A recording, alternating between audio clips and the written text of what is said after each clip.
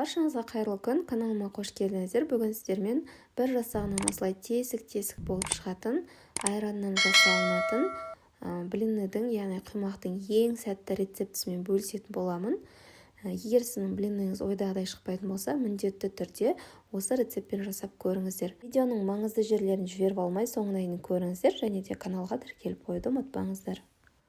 Ыдысымызға бөлме температурасында тұрған айранымызды құямыз. Айранмен де қолдың айраны, дүкеннің де айраны жарай береді. Үстінен 2 жұмыртқамызды салып, жарты шай қасық тұзымызды қосып, қалауыңызша шекерді қоссаңыз болады. Мен 3 ас қасық қостым, 1 немесе 2 немесе 4 ас қасыққа дейін қоса беруге болады. Жақсылап араластырамыз. Үстінен ұнымызды аз-аздан қоса отырып араластырамыз. Ұнды міндетті түрде електен өткізіп алыңыздар.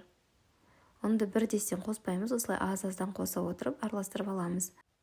Ұнның мөлшері сіздің жұмыртқаңызға және ұнның тығыздығына байланысты өзгеруі мүмкін.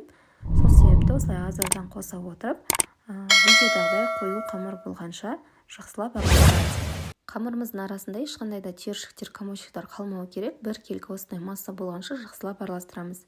Енді қайнап тұрған ыстық суымыздың үстінен 1 шай қасық ас содасын салып жақсылап араластырамыз. Енді осы қайнап тұрған суымызды біздің қамырымыздың үстіне құямыз. Міндетті түрде тез-тез араластыруға тырысыңыздар. Қамыр пісіп кетпеу керек. Осылай 1 келкі болғанша жақсылап араластырамыз. Мен қайнап тұрған ыстық суды 2-ге бөліп құйдым.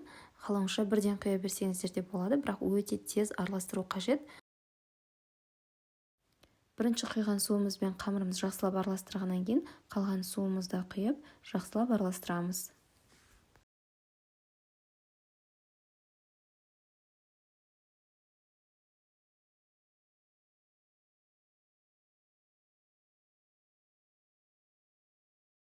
Ең соңында осылай 2 ас қасық сұйық майымызды құямыз. Араластырамыз.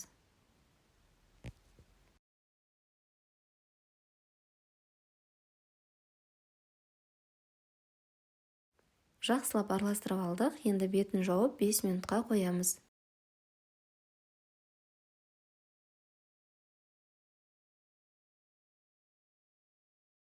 5 минут өткеннен кейін құймақ пісіруді бастаймыз. Құймақтарымызды дайындаймыз.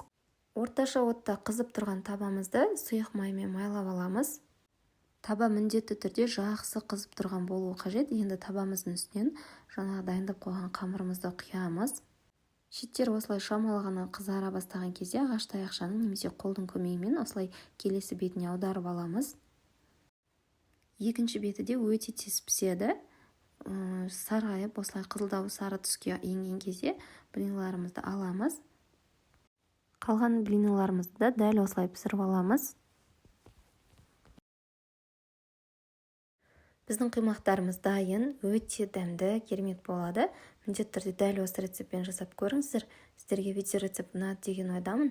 Алдағы уақытта шығатын жаңа әрі қызықты рецептерді жіберіп алмас үшін каналға тіркеліп қоюды ұмытпаңыздар. Сіздермен болған арайлым. Баршаңызға рахмет.